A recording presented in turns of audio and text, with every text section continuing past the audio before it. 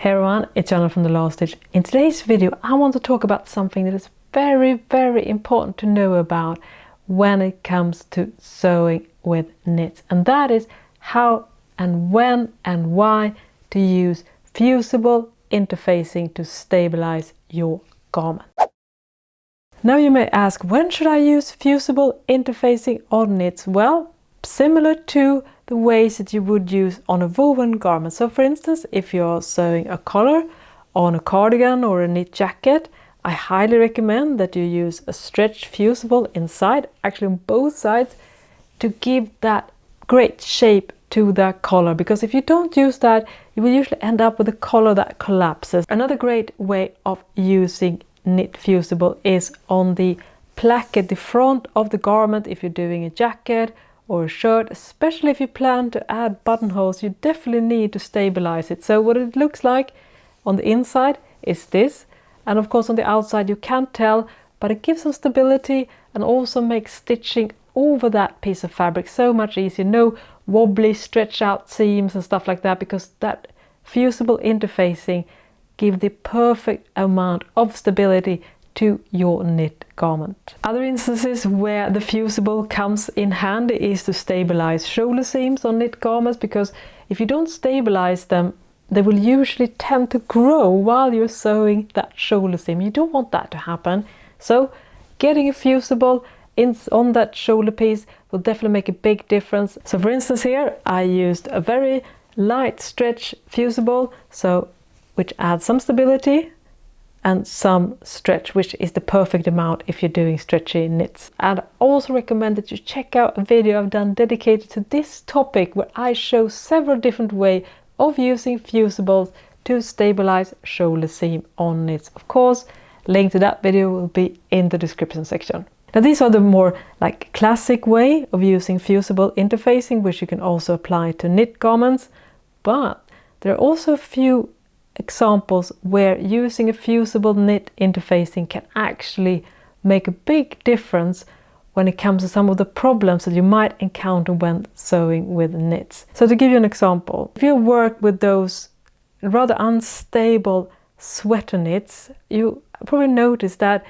when you cut the fabric out like this, it's usually about this width according to the pattern, but then you start working on it and then you start stitching over it, when to hem it, and all of a sudden that piece of fabric has grown to this. So now you have a hem that is more like this, even though it was supposed to be straight. I'm pretty sure we have all encountered that more than once when we are sewing with those unstable knit fabrics. And that is where a good quality fusible knit interfacing comes very handy. So what you do is that you place a strip on the seam allowance on the hem as soon as you cut the fabric, because as we know with these fabrics, as soon as you start touching them, all sorts of weird things can happen. But if you're doing this straight away, you will actually have a hem that will not grow that much. Now of course, with the caveat, if you're doing like an open knit, sweater knit, of course this will not work, obviously, because the see-through factor. But if the knit is a little bit heavier or opaque, then placing a strip of fusible knit interfacing on that seam allowance will keep the fabric in check. Now let's talk about what type of knit fusible there are to choose from, because they are not all created the same way. The most proper knit fusible I like to use a lot, which has kind of like a chevron knit to it if you look up close. This one I like so much because it's super good quality. It stretches in both directions. It has more stretch in one direction, making it perfect for crosswise application, but it also has a little bit stretch in that direction. So this fusible interfacing behaves very similar to most knitted fabric. So if you get your hand on this one, I do recommend it. I will of course link to a few suggestions in the description section to where to find this. I also have a blog post on my website thelaststitch.com where I share more about this type of fusible. But there are also some knit fusible that doesn't stretch in all directions. So for instance, this one has stretch in the crosswise like this, but if you turn it over and stretch it lengthwise, it's very rigid. And of course, if you cut on the bias, you will also get some really nice stretch.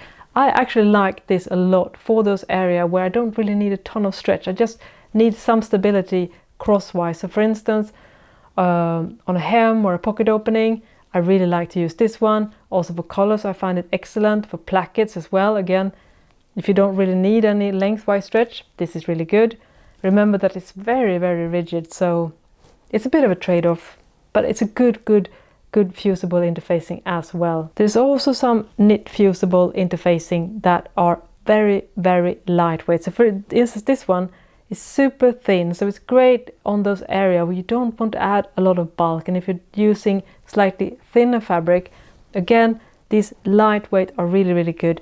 This one that I have here only stretches in one direction, and again, very, very rigid in the opposite direction. To keep that in mind when you're choosing to use this. As I said, there will be more information in the description section on when and where to use the different type of fusible interface that I share with you. And also, of course, I do recommend check out the blog post that I talked about as well over at my website, thelaststitch.com, because then I go even deeper into this with more examples, so you can really wrap your head around all the stuff that I'm talking about in this video. And now let's talk a bit more about the specialty stuff. This one is something I really like a lot. This is a bias cut strip, and it's reinforced with a chain stitch. What that is you can shape it, for instance, around the neckline, or to use stabilized shoulder seam on knit fabrics. So it usually have the perfect amount, slightly stretchy, but it also has a lot of stability. Some brands are a little bit more stretchy, some brands are a little bit more stable, so you need to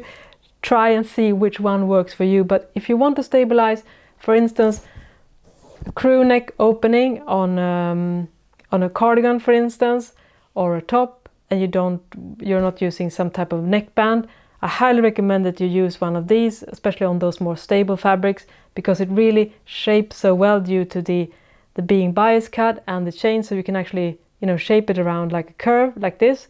So it's such a nice thing. Again, I will link to this product in the description section so you can learn more about this if you're not familiar with it already. You should always do a sample before you start applying it on the actual garment pieces. So what you do is that you follow the instruction that comes with the fusible knit interfacing, if there are any ones.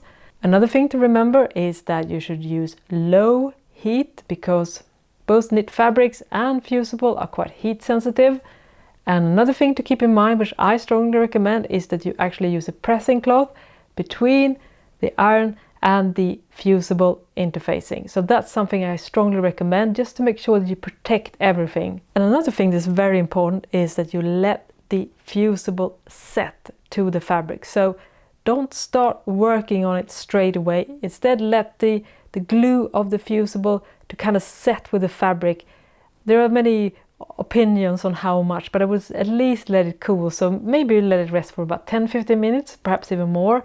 But that's probably the minimum to make sure that it's actually doing its job properly. And when you're done that sample, you need to put it to the test. So once you're done with the sample and you make sure that the fusible has fused into the fabric, what you do then is that you stretch out the sample in both directions to see how the fusible behaves. And what you need to look for now is, first of all, that you get the right amount of stretch and stability properties that you're looking for.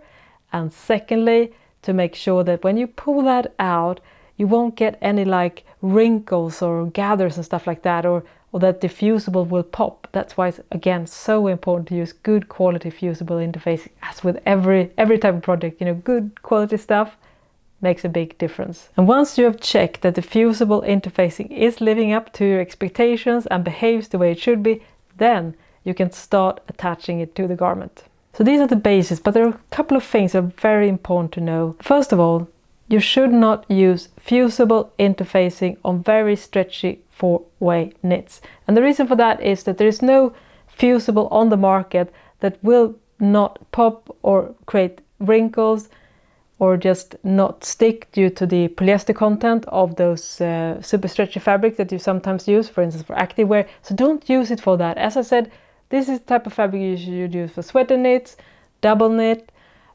sweatshirt knit fabrics, all that kind of more stable knits, that's where the Fusible is the most valuable thing.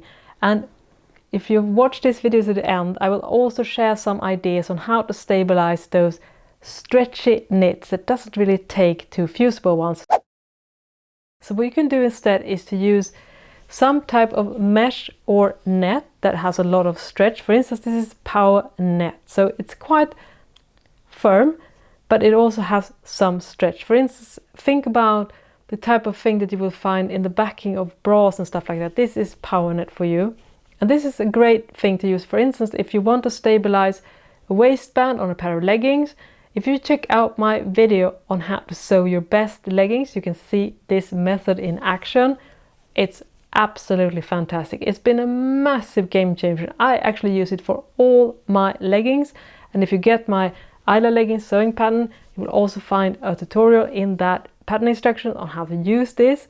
I just love it so much. You can also, of course, use this to stabilize the shoulder seams on your knit garments and lots of other uses as well. Of course, you cannot fuse it, but you can attach it in other ways and you will get pretty much the same type of properties as you would using a fusible interfacing, but without risking ruining the fabric. And that was power net. There's also another option, which is usually called power mesh. Now, these are kind of used interchangeable, so it can be a little bit confusing if you're searching online, but I will give you some like cliff notes on how to tell the difference. So this mesh is slightly thinner, it's slightly softer, and it's not as stable, but if you just want a little bit added stability, you could go for the power mesh rather than using the power net, because as you see, they do behave a little bit different, but make sure that it's used for the right type of project.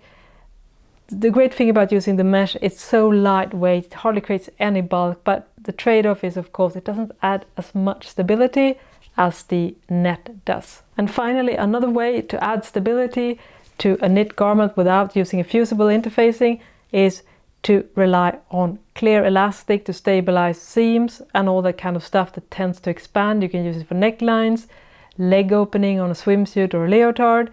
You can use this to stabilize the shoulder seams. So many great uses.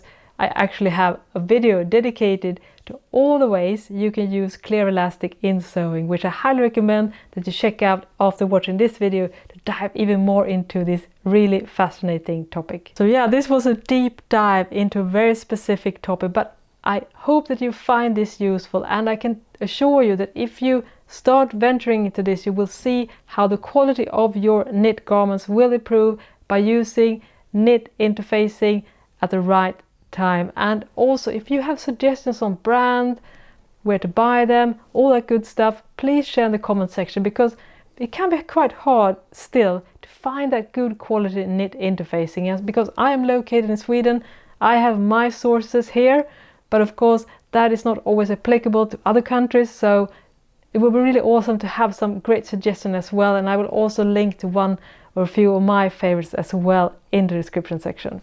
Thank you so much for watching, stitch safe, and I'll see you next time. Bye bye!